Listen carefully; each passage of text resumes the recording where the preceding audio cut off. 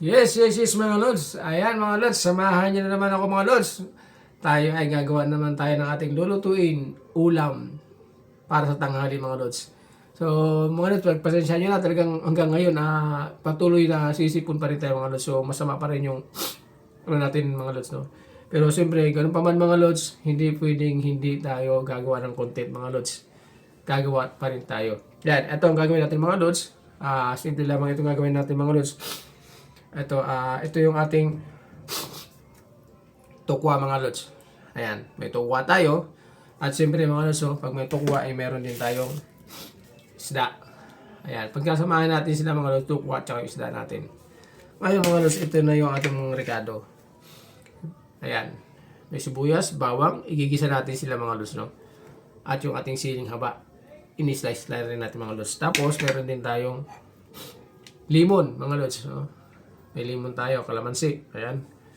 At siyempre, meron tayong natawag na black beans. So, ayan mga lods. At siyempre, meron din tayong taran!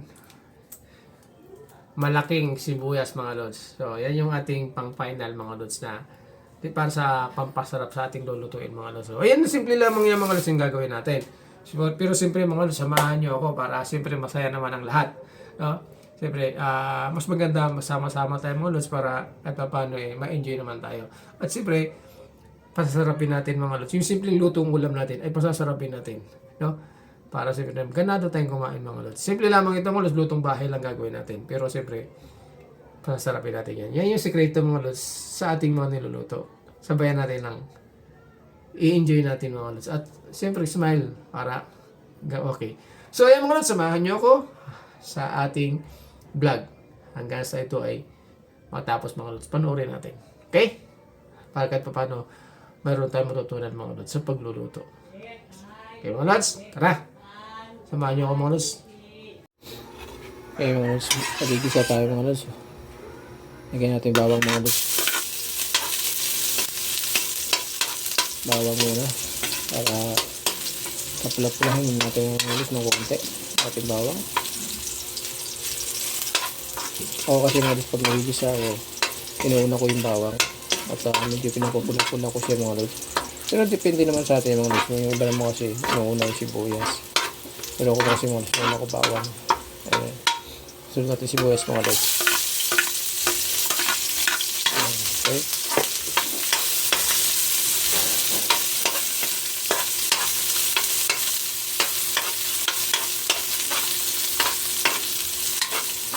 Lagyan natin ang ating tukwa.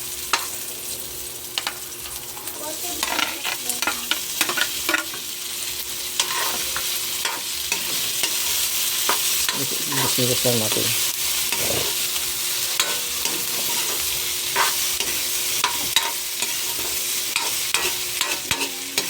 Wala naman. Ito na lang sila dito. Migas lang natin ang migas niya.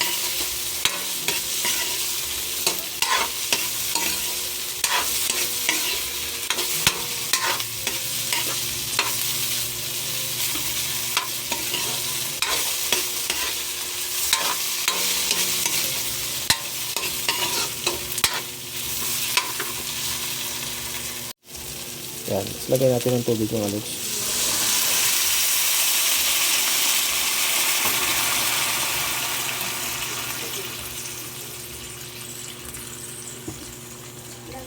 Okay. Tapos yan, imitos lang natin mga lods. Hanggang sa ito ay pakuloy lang natin mga lods ng konti. Lagyan na natin mga lods yung ating paminta.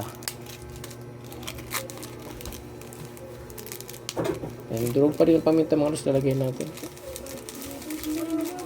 Ayan. Huwag natin masyadong dami ng paminta mga lods. Okay na yun. Isang piraso lang. Okay.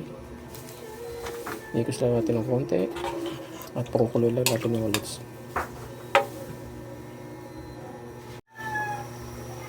Ayan, kumuloy na. Ayan lods. Kulo na yung ating pinakuluan. Tapos lagyan natin mga lods yung ating tuyo. Toyo na yung mga lods. Ayan, okay na. Baka masyado maalat mga lods. Iligyan na rin natin mga lods yung ating hiniwa-hiwag siling haba mga lods. Ayan, mix lang natin. Okay.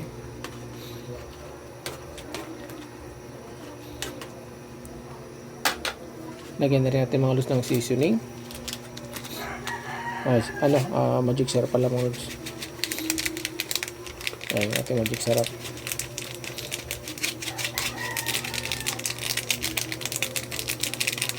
Okay. After nyo mga lods, ilagyan na natin yung ating isda mga lods. Ito ang isda natin. Ayan. Shoot na natin mga lods lahat. Wala natin itinira. So, ayan.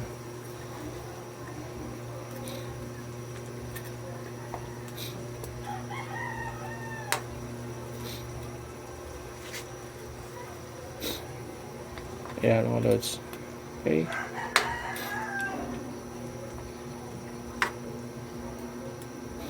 Pakulo-kuloy lang natin yung mga lods, no?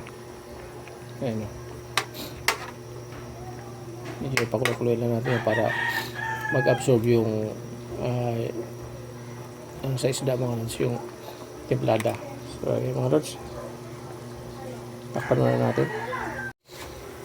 Kaya yan mga lods. Ito na siya. Ayan. Okay.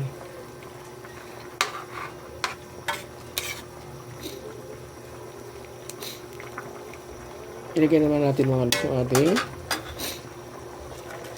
black beans mga lods. Ayan na. Ilagay na natin siya mga lods.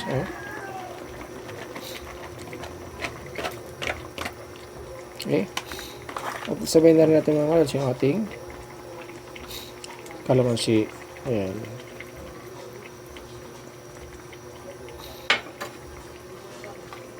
Ayan siya. At pakukuloy lang muna natin siya mga lods. Ayan, no? Diba? Mga lods? Simple lamang yan.